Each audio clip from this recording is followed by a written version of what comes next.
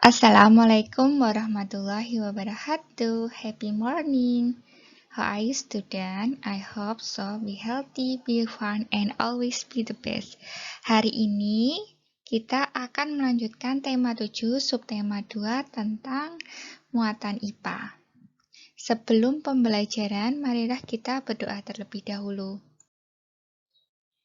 Hari ini kita akan mempelajari tentang menghubungkan ciri-ciri pubertas pada laki-laki dan perempuan dengan kesehatan reproduksi. Pembahasan pertama, kita akan mempelajari tentang bagaimana menjaga kebersihan diri pada masa pubertas. Pada masa pubertas, remaja mengalami perubahan-perubahan fisik dan tubuh lebih aktif, lebih banyak bergerak, lebih banyak aktivitas. Perubahan fisik seperti ini, keringat yang lebih banyak dapat menjadi sumber penyakit ya. Ada beberapa cara untuk menjaga kebersihan diri pada masa pubertas. Contohnya, yang pertama, mandi dan menggosok gigi secara teratur. Yang kedua, mencuci muka secara teratur untuk mencegah atau mengurangi adanya jerawat. Ketiga, memakai pakaian yang bersih milik pribadi dan menggunakan pakaian dalam dengan bahan menyerap keringat. Contohnya dari bahan katun. Kemudian yang keempat, mengganti pakaian dengan pakaian yang bersih setelah kita selesai beraktivitas atau beraktivitas berat seperti berolahraga. Nah, apa saja sih bahan yang dapat menyerap keringat? Salah satunya itu adalah katun. Nah, kita harus tahu apa sih itu sebenarnya katun? Katun ini, coba lihat pada gambar, merupakan salah satu jenis kain yang berasal dari serat alami, yaitu dari tanaman kapas. Dalam bahasa Latinnya disebut Gossypium. Bahan katun ini menduduki posisi tertinggi sebagai bahan baku tekstil yang paling banyak diproduksi jika dibandingkan serat buatan atau sintetis. Coba perhatikan pada kita menggunakan baju atau membeli baju. Di sini ada tertera berapakah persen katunnya. Nah, ini semakin tinggi persenan katun berarti ini bahannya akan lebih bagus lagi. Kenapa sih kita menggunakan katun?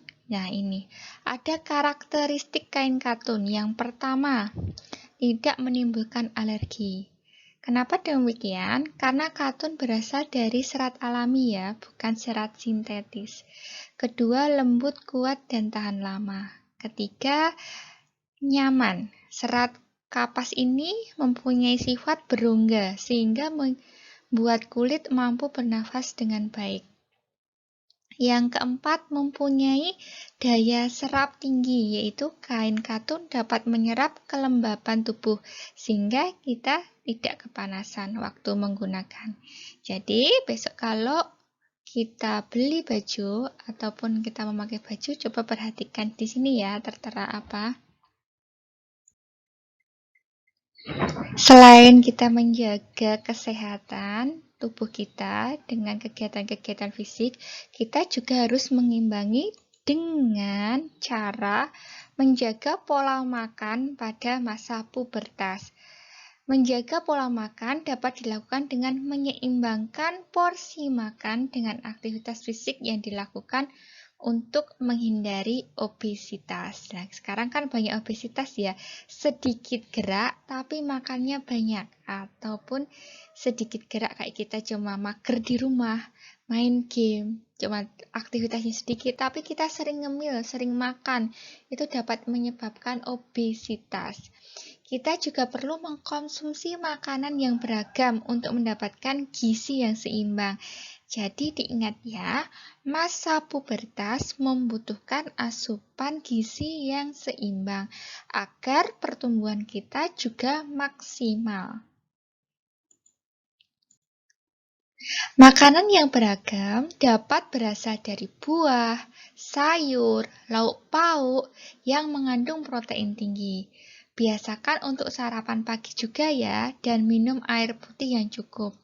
Kurangi makanan atau mengkonsumsi makanan cepat saji atau fast food, kemudian minuman bersoda, dan makanan berkadar garam tinggi. Sebisa mungkin, kita harus mengenal apa yang dimasukkan ke dalam tubuh kita. Adanya contohnya karbohidrat, itu bisa dari nasi, jagung, kentang, kemudian buah-buahan. Walaupun kita kadang ada yang nggak suka sayur, ada yang nggak suka buah, tapi sebisa mungkin kita harus makan minimal 1 hari itu makan buah atau sayur agar pertumbuhan kita itu juga maksimal. Nah, ini protein. Kalau protein banyak yang suka ya, daging-dagingan, kemudian telur, kemudian banyak lagi keju dan lain sebagainya. Lemak juga banyak disukai, apalagi gula, minuman-minuman yang manis itu banyak disukai. Tapi ini harus dibatasi kalau garam dan gula. Selain itu, cobalah untuk mengamati makanan yang tidak cocok untuk dikonsumsi kita. Kita harus mengenali tubuh kita sendiri ya. Oh, ternyata kalau aku makan kacang, kok aku jadi jerawatan ya? Misalnya seperti itu, bisa saja karena alergi. Jadi kita sudah tahu makanan yang cocok untuk kita konsumsi atau tidak. Sebagian orang menjadi sensitif terhadap makanan tertentu setelah memasuki masa pubertas ya. Misalnya, menjadi mudah berjerawat setelah mengkonsumsi makanan yang terlalu banyak mengandung minyak. Seperti kalau makan gorengan terlalu banyak, lah kok ini paginya timbul jerawat.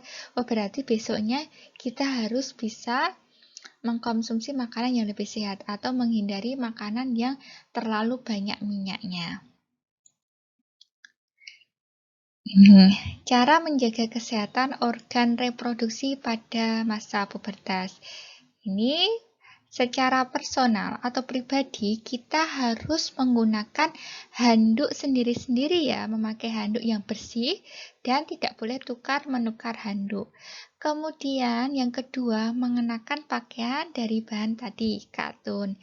Ketiga, mengganti pakaian dalam secara rutin. Jangan malas untuk berganti pakaian dalam.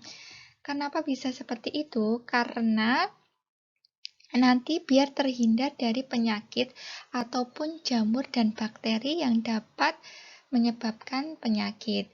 Kan di area sekitar kemaluan kita itu lembab ya, jadi jamur, bakteri itu lebih suka berkembang, makanya kita harus secara rutin mengganti pakaian dalam. Keempat, membersihkan organ reproduksi. Ya, setelah misalnya kita ke kamar mandi, buang air kecil, buang air besar, jangan lupa untuk membersihkan organ reproduksi.